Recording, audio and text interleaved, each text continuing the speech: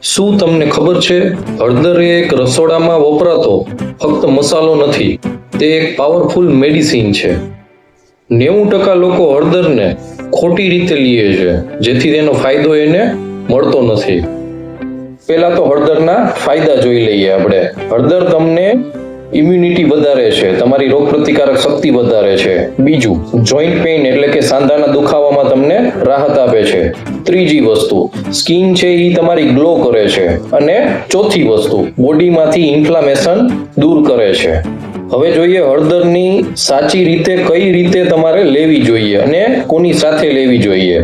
તો હળદર તમારે ગરમ પાણી અથવા તો ગરમ દૂધ સાથે જ લેવી જોઈએ. અને એની અંદર જો કાળી મરી નાખો તો એનું જે એબ્ઝોર્પ્શન છે શરીરની અંદર એ 10 ગણું વધી જાય છે.